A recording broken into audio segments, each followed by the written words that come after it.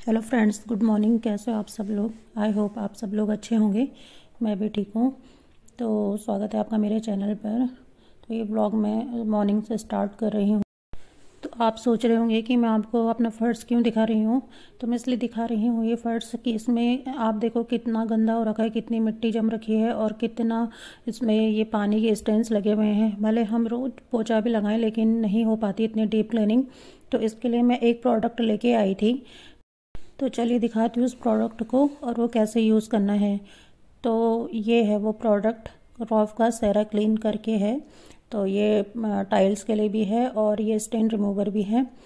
तो इसको क्या करना है, आपने जितना एरिया है उसके अकॉर्डिंग आपने पानी लेना है और उसमें ये स्टेन्स के हिसाब से मिलाना है। अगर बहुत ज़्यादा आपके स्टेन्स है तो थोड़ा ज़्यादा मिलाना है और कम स्टेन्स हैं तो कम मिलाना है।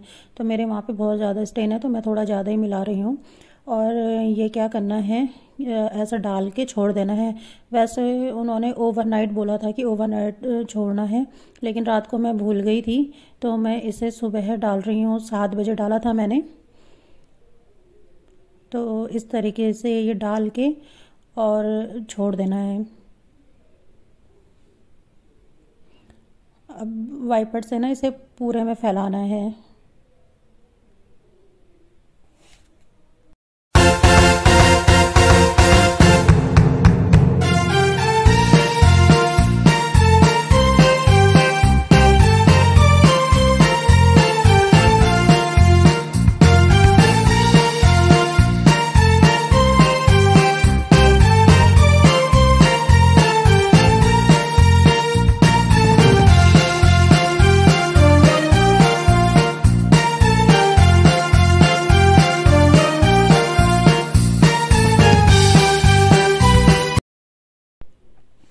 अब फैला के मैंने इसे 3 घंटे के लिए छोड़ दिया था।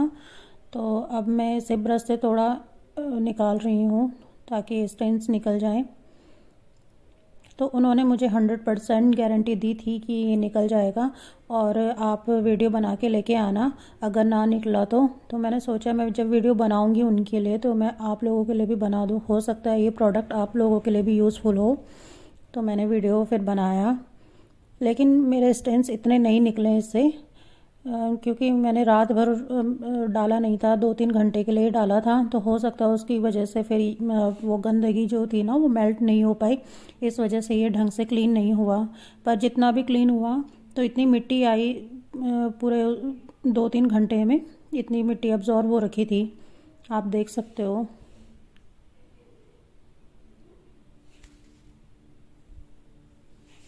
और हम कभी नॉर्मली साफ़ करने की भी कोशिश करेंगे। ऐसा घर में पोछा भी हम रोज़ लगाते हैं, फिर भी कहीं ना छूट ही जाता है पोछा लगाना।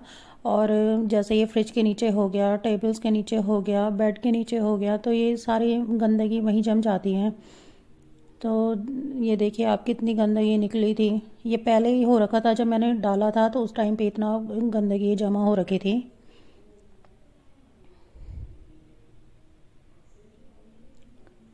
और अब मैंने ये साफ़ कर दिया है तो देखो अब साफ़ हो गया है। तो कितना साफ़ हुआ है, हो सकता और भी साफ़ होता, लेकिन मैंने रात भर से डाला नहीं था इसलिए नहीं हो पाया ये साफ़।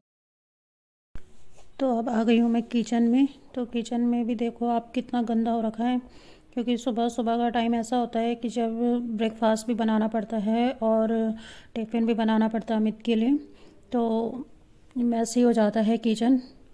तो मैं आराम से उठ के करती हूँ फिर किचन साफ़। अभी मैंने झाड़ू पोछा सारा कुछ निपटा दिया था, बस किचन का ही रह गया था, तो मैंने कहा मैं आराम से ही करूँगी। तो आप सोच रहे होंगे कि मैं किससे बातें कर रही हूँ यहाँ पे। तो मेरी सिस्टर का कॉल आया था तो मैं उससे बात कर रही थी। तो ये प्रसाद ना कल आया था हम लोगों के लिए, मंदिर में कुछ भंडारा था तो हम लोगों के लिए आया था ये। तो ये मैं सब एक ही जगह पे इकट्ठा कर दे रही हूँ। इतना टेस्टी बना था ये। तो जब ये हम हलवा पूरी घर पे बनाते हैं ना तो ये अच्छी नहीं लगती कभी। जब ये बाहर से आती है, खासकर भंडारे से, तब तो इतनी टेस्टी लगती है। तो मैंने आज सुबह भी यही खाया। और अगर किचन गंदा होता है ना तो ऐसा लगता है कि सारी जगह गंदी हो रखी है और तब तक खाना बनाने का भी मन नहीं करता जब तक किचन साफ़ ना हो। तो मुझे तो साफ़ सुथरी किचन चाहिए, तभी जाके मैं खाना बना सकती हूँ। तो मैं हैंड टू हैंड वैसे साफ़ कर लेती हूँ, लेकिन जो छूट जाता है फिर उसको मैं अच्छे से डीप क्लीन करती हूँ, फिर खाना बनाती हूँ।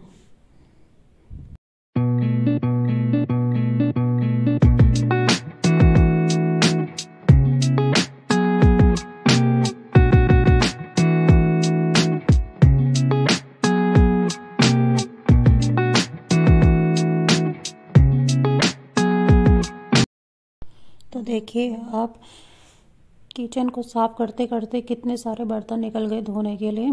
तो मैंने पहले ये बर्तन सेट कर दिए हैं इनकी जगह पे, और फिर मैं ये बर्तन धोऊंगी और ये बोतलें भी धोनी है क्योंकि काफ़ी दिनों से ये धोई नहीं है। तो चलो मैं ये काम करती हूँ, फिर मिलती हूँ आपको।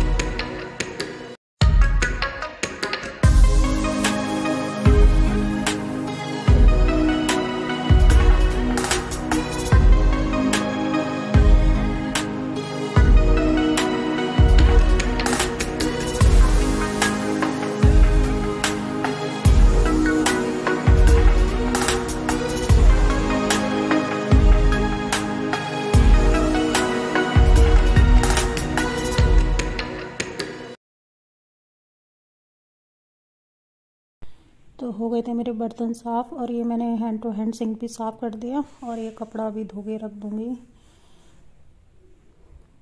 तो बस अब इतना काम करने के बाद चाय पीने का मन हो रहा है, तो मैंने सोचा मैं चाय बना लूँ पहले अपने लिए। तो बना रही हूँ मैं चाय।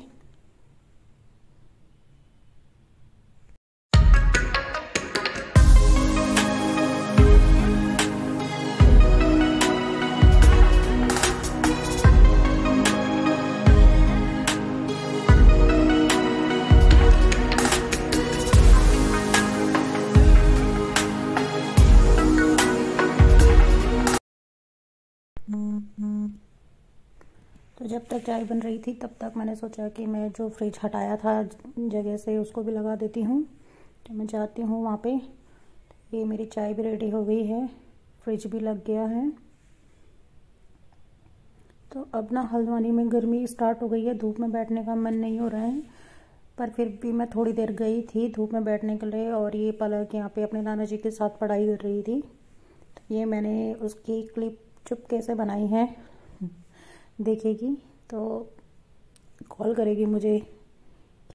तो पलक को मेरे चैनल पे आना था, बहुत दिनों से बोल रही थी दीदी मुझे आपके ब्लॉग में आना है, तो मैं उसे ब्लॉग में भी ले आई। पर मैं आपसे उसे पर्सनली मिलाऊंगी जब कभी वो फ्री होगी। तो बस बाकी यही था मेरा आज का ब्लॉग। आपको पसंद आया हो तो लाइक शेयर सब्सक्राइब ज़रूर करिएगा, और बने रहिएगा मेरे साथ आगे के ब्लॉग के लिए। तब तक के लिए बाय।